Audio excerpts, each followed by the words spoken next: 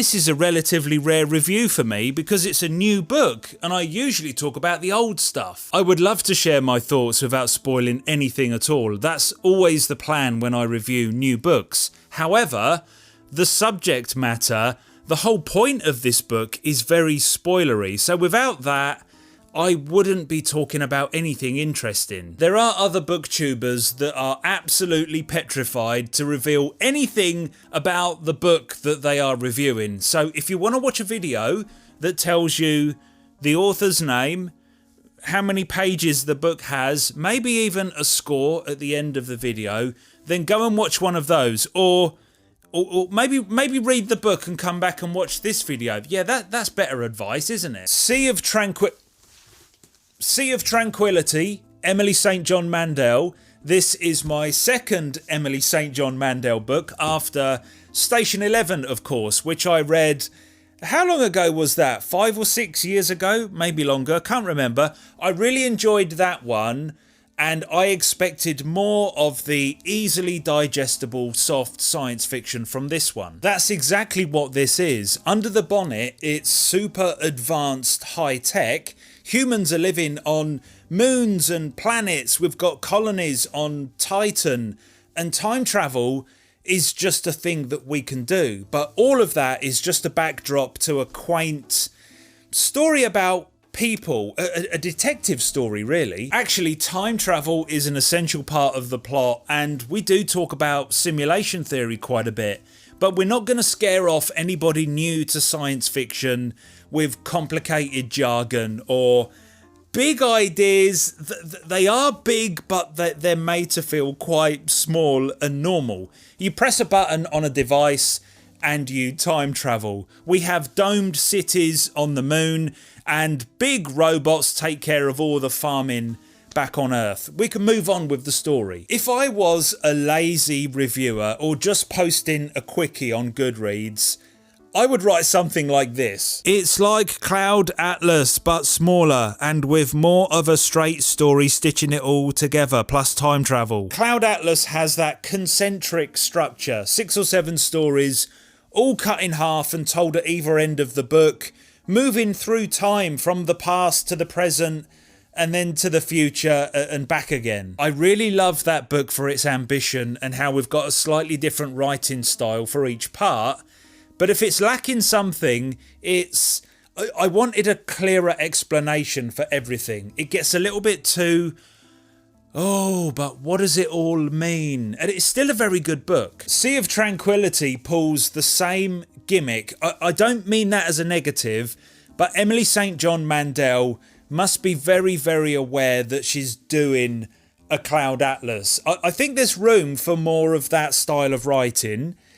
And Sea of Tranquility is slightly different because it does have an extra core story gluing the whole thing together. And that's the story, the presence of an anomaly, a glitch in the matrix, a rip in the fabric of space-time. And I absolutely loved how this was present throughout the book. Mandel addresses the fact that this is probably a reality shifting occurrence, and then she wanders off and focuses on character. And that's why this can be so easy on the brain. She's telling deeply personal tales about people, about herself probably, what it was like to live through the COVID lockdown, subjects that we can understand and sympathise with. And then she drives simulation theory right through the heart of it. Last warning for spoilers, because I'm going to go into a few more details and hopefully talk about the solution to this puzzle.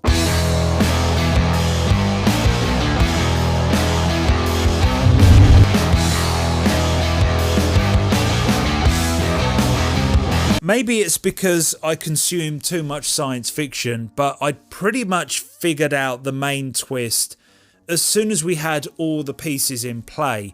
And when something new was suggested, like how the Institute of Time can dump people in a different time and frame them for a crime because it's convenient and a really good way of getting rid of someone, I knew how that was going to work its way into the plot, because there wasn't anywhere else for it to go. And the big concept of Gasperi, the main character, actually being the cause of the glitch and revealing the simulation because he was time traveling and being in two places at once. No, being three different versions of himself in the same place 3 times or something. Whatever that was. Very predestination. Very cool idea. But it was there for most of the book. May I reiterate that I don't think this is a book that is attempting to appeal to the hardcore science fiction fans. I think a lot of cult members will find this a little bit limp, but I also think that it's a perfect, what's the fashionable term at the moment? A palate cleanser. This is exactly the sort of book you want to read before you dive back into the fifth head of Cerberus or something. But we get so much more than science fiction in this book. So what's on the other side of this novel? It's stories about people being detached from their families and different degrees of love, I suppose. There's a young aristocratic man banished from Britain to Canada just before the First World War, cut loose by a stern family and finding his way in the world. It's not the deepest of character studies, but I really enjoyed the journey and the landscape. There's a really nice pace to this part of the book. Then there's the most interesting chapters set a couple of 100 years in the future, but it still feels quite normal, and I'm assuming that this is pseudo autobiographical. A famous female author on the road for weeks and weeks promoting her new book, missing her husband and child who are at home. A pandemic breaks out and then they have to live through months and months of lockdown. It doesn't really matter if this was intended to be a reflection of how Emily.St John Mandel's life turned out over the last 2 years in the real world, and she's just put it into this sort of science fiction book. I recognised a lot of the things about the realities of the COVID lockdown that may eventually date the book. If you were to read Sea of Tranquility 20 years from now, would it lose some of its punch? I think that's highly likely, but I had the experience of reading it when everything was still a little bit raw, in a good way. There is another main thread to the book which deals with a lot of trust, betrayal, despair, even suicide. I was never bored. I liked it, but it was definitely my least favourite part of the book. It's not superfluous. Nothing is in Sea of Tranquility. It's a very tight story, but I think that part of the book just lacked a little bit of landscape. And holding the whole book together is this time-jumping detective, government agent type fella. Our main character, Gasperi Jacques Roberts. I think you're supposed to say that in French. Gasperi Jacques Robert sounds a bit better. Oddly enough, he was the most two-dimensional character in the whole book. I think two-dimensional means a little bit flat, doesn't it? That's supposed to be a slightly negative comment. That may be a little bit unfair. I'm about a week after finishing this book now, and now when I think back over it, he was a really good conduit for everything else. He's the fulcrum of the story, and all the other strands flow through him. So maybe it does work that he's a little bit bland. But I did roll my eyes just a little bit when he was allowed to do the actual time travelling. He was the person that was going to go and unpick the most important event that has ever happened to the human race because his sister worked there. And he really wanted to go. I mean, come on, that would never happen. And then I reminded myself that these shortcuts, these giant leaps in believability and technology and logic are totally allowed in soft science fiction that is telling a character-driven story. It's fine.